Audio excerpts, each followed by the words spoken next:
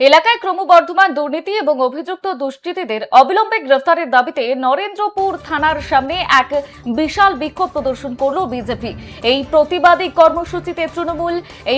কর্মসূচিতে মূল নেতৃত্ব দেন নরেন্দ্রপুর উত্তর বিধানসভা কেন্দ্রের বিজেপি বিধায়ক দেবাশিস ধর। বিজেপির পক্ষ থেকে অভিযোগ, স্থানীয় প্রশাসনের নাকের ডগায় একাধিক দুর্নীতি চলছে।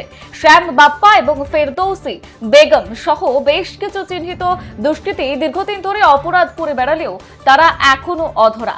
বিশেষ করে এলাকার কুখ্যাত দুষ্কৃতী নজরুল আলী মণ্ডলের অবিলম্বে গ্রেফতারের দাবিতে এদিন সোচ্চার হন বিজেপি কর্মী সমর্থকেরা।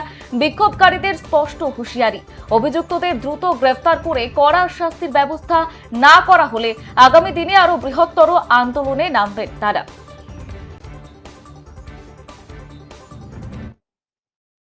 দলে আপনারাই আজকে ডেপুটেশন দিলেন, আপনারাই গ্রেপ্তারের। দেখুন, কখনো কখনো এটা মানে ইটস এ কাইন্ড অফ ডেপুটেশনের থেকে বলতে পারেন যে আমরা প্রত্যেকটা জিনিসকে ব্রিফ করে দিয়ে গেলাম। আমাদের তরফ থেকে এটাও নয় যে আমরা কোনো বিরোধিতা করলাম, আমরা সহযোগিতার বার্তাও দিয়ে গেলাম। কারণ আমাদের কাছেও যে কমপ্লেন আছে বা যে ডকুমেন্টেশন আছে, হয়তো অনেক সময় পুলিশ তার সেগুলো কালেকশন করতে পারে না।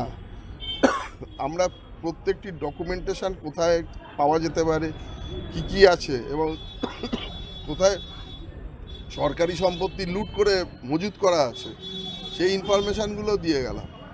তো এটা আমার মনে হয় যে এটা এই হিসাবে পুরোটা নিলে ভুল হবে, কিন্তু মানুষের ক্ষোভ যদি কিছু থাকে আমার জনপ্রতিনিধি হিসাবে সেটা জানানোর অধিকার আছে এবং সেটা জানিয়ে গেলাম।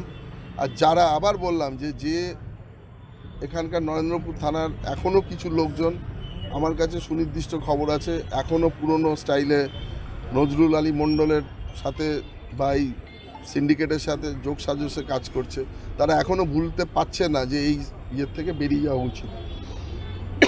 তাদের বুঝতে হবে যে চাকরির মায়াটা বেশি না, তাদেরও কিন্তু খুব একটা তাদের জন্য খুব ভালো সময় অপেক্ষা করছে না।